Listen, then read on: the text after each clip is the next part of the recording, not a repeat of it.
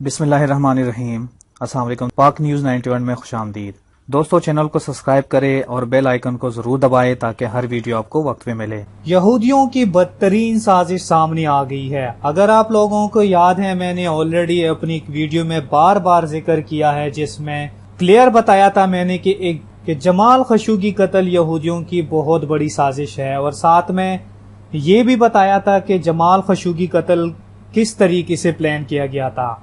लेकिन आज मैं आप लोगों के साथ शेयर करने लगा हूं कि एक सीक्रेट एजेंसी ने बयान दिया है कि जमाल खशोगी कत्ल का हमें एक हफ्ते पहले पता चल गया था। दोस्तों, अरब की तबाही मोहम्मद बिन सलमान की वजह से होगी या नहीं, ये तो आने वाला वक्त बताएगा।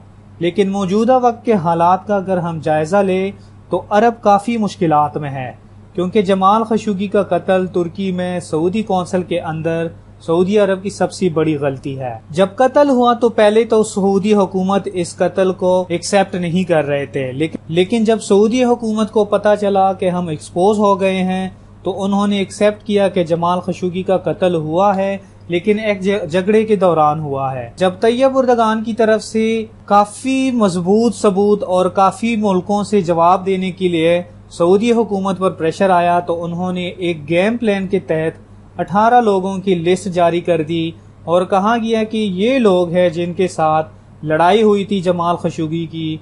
तो कमाल की बात है कि एक बंदे से लड़ाई के लिए 18 लोग दूसरी कंट्री से आ गए हैं। याद रखिएगा दोस्तों, इस लिस्ट में वो लोग शामिल हैं जो जमाल खशोगी की कत्ल से कुछ देर पहले सऊदी कौंसिल पहुंच गए थे।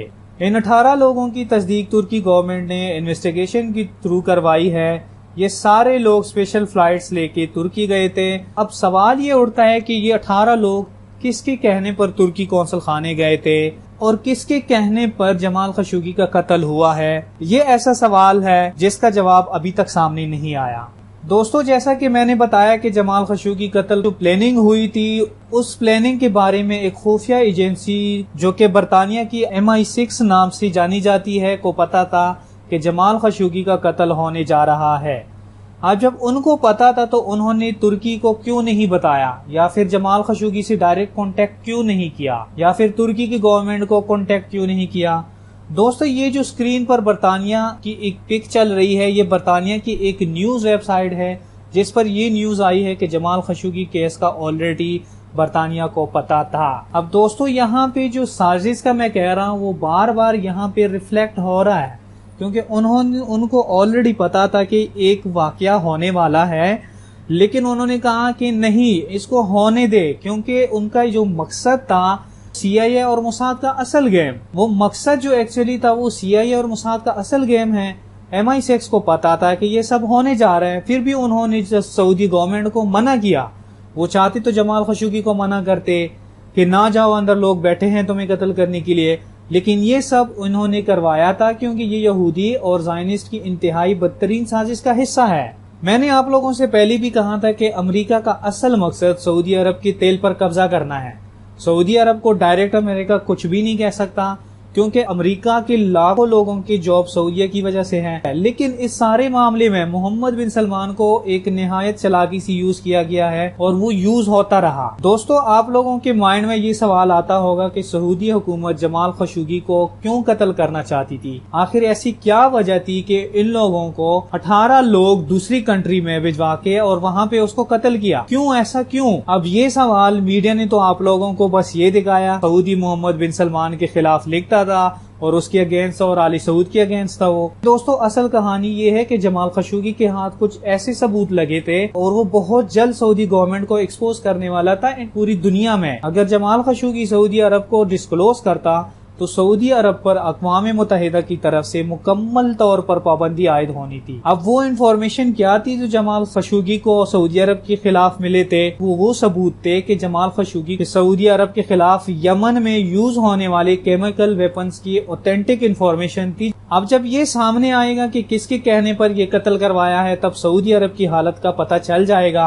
लेकिन मोहम्मद बिन सलमान ने ऑलरेडी बकरे ढूंढ के रेडी किए हैं। जब भी बात आएगी मोहम्मद बिन मुसलमान के ऊपर वो इन बकरों का इस्तेमाल करेगा। MI6 की तरफ से जारी करदा बयान के मुताबिक शाही खानदान से जमाल खशोगी के कत्ल का ऑर्डर आया था, लेकिन किसने दिया था ये नहीं पता चला उनको। ऐसा कैसे हो सकता है दोस्तों? ऐसा कैसे हो सकता है कि इंफॉर्मेशन मिली और वो ऑर्डर देने वाले का नाम ना पता हो? असल में इनका गेम प्लान ये था कि कत्ल होने दे, उसके बाद हम सऊदी हुकूमत को अपनी मर्जी से इस्तेमाल करेंगे। यहूदियों का असल मिशन पूरी दुनिया के ऊपर कब्जा करना है, बिलखुसूस अरब कंट्रीज पर, क्योंकि अरब कंट्रीज को अल्लाह पाक ने तेल के खजाने दिए हैं और अमेरिका यहूदियों का मकसद तेल पर कब्जा करना है। अगर ये लोग इस मिशन में कामयाब हो जाएं तो इन लोगों ने तबाही मचा देनी है, क्योंकि तेल के दो बड़े ज़खायर है, एक रशिया और एक सऊदी अरब। दोस्तों, ये यहूद और ज़ायनिस्ट अपने मिशन में कामयाब होते जा रहे हैं। इसका जिंदा मिसाल ओमान ने अभी हाल ही में इसराइल को तस्लीम किया है, जो कि इस्लामी ममालिक बिलखुसूस अरब ममालिक के लिए लम्हा फिक्रिया है और निहत्ते फलस्तीन की पीठ में चाकू मारने के बराबर है। इसराइल को तस्लीम करने का मकसद है फलस्तीन की तहरीक आजादी को कमजोर करना। इसराइल को हम किसी सूरत तस्लीम नहीं कर सकते। हमारा किबला अव्वल इनके कब्जे में है। अफसोस की बात है कि 52 इस्लामी ममालिक के बावजूद हम अपने किबला अव्वल को आजाद नहीं कर सकते और इसराइल दरले से फलस्तीनों की नस्लकशी कर रहा है। हमें सारी बातें, सारी चीजें नजर आ रही है। हुजूर सल्लल्लाहु अलैहि वसल्लम ने पेशन गोइया भी दी है कि अरब की तबाही होगी, ग्रेटर इसराइल बनेगा, लेकिन हम देखें हम फिर भी मतलब उन चीजों के लिए रेडी ही नहीं हो रहे। हमें यूज होते जा रहे हैं। अब सऊदिया की हालात का अल्लाह बेहतर जानता है कि अल्लाह ने क्या प्लानिंग की है। अल्लाह इस मुल्क को बचाए, क्योंकि सऊदी अरब की जमीन हमारे लिए बहुत मुकद्दस है। अल्लाह हमारे ईमान को मजबूत करे और अल्लाह इनको हिदायत दे कि ये असल राह पे चले। ये यहूदी जो पूरी दुनिया पर काबिज होने वाले हैं, अल्लाह इनको निस्तो नाबूद करे और इंशाल्लाह एक दिन आएगा कि ये निस्तो नाबूद हो जाएंगे और इस्लाम का गलबा होगा पूरी दुनिया पर। इंशाल्लाह ये तबाह बर्बाद और निस्तो नाबूद होंगे।